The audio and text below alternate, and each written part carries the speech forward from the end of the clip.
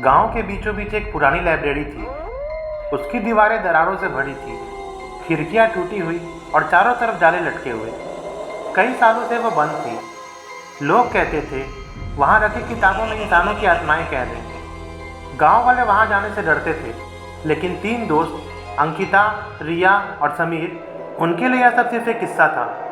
रोमांच और मस्ती में उन्होंने तय किया कि वे आधी रात को इस लाइब्रेरी की हकीकत जानने जाएंगे।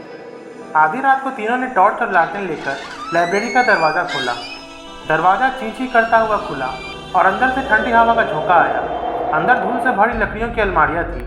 हर तरफ चुप्पी और अंधेरा, लेकिन कुछ किताबें हल्की हल्की चमक रही थी। रिया कांपते हुए बोली, ये किताबें क्यों चमक रही है? अंकिता हंसते हुए बोली, अरे ये सब झाड़ फूक की कहानियाँ हैं, चलो पास जाकर देखते हैं। जैसे ही वे पास पहुँचे, एक पुरानी मोटी किताब अपने आप खुलने लगी। पन्ने तेजी से पलटने लगे और उसमें से तेज रोशनी निकलने लगी। अचानक कमरे में फुसफुसाहटें गूंजने लगी, जैसे कोई किताबों से बात कर रहा हो। समीर धीरे से बोला, तुम लोगों ने सुना?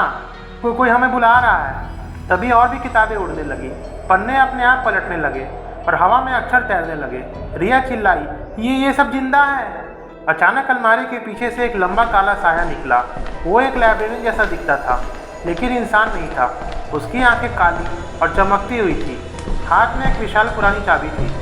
अंकिता कांपते हुए बोली, ये इंसान नहीं है। वो काली परछाई धीरे धीरे उनकी तरफ बढ़ने लगी। अचानक अंकिता का हाथ एक खुली हुई किताब पर पड़ा और उसी समय उसका हाथ किताबों में धंस गया। वो चीखने लगी, बचाओ, मुझे कोई खींच रहा है। रिया और समीर ने उसे पकड़ने की कोशिश की, लेकिन किताब इतनी ताकतवर थी कि धीरे धीरे अंकिता का पूरा शरीर पन्नों में ही खींच गया। पन्नों पर अंकिता का डर से चीखता हुआ चेहरा नजर आने लगा। समीर घबराकर पीछे हट गया और रिया आंसुओं से कांप रही थी। तभी पूरा हॉल हिलने लगा, अलमारियां गिरने लगी और किताबें हवा में गोल गोल घूमकर एक तूफान बनाने लगी।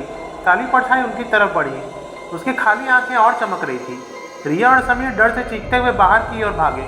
दरवाज़ा खुद पर खुद बंद होने लगा, लेकिन दोनों किसी तरह से कूदकर बाहर निकल गए। सुबह की पहली किरण फैल रही थी। दोनों दोस्त सड़क पर गिरे हुए थे, हांफते हुए। पीछे मुड़कर देखा तो लाइब्रेरी डर रही थी, लेकिन जैसे ही खिड़की की तरफ देखा, उन्हें वहाँ एक भूतिया चेहरा दिखाई दिया, वही अंकिता का।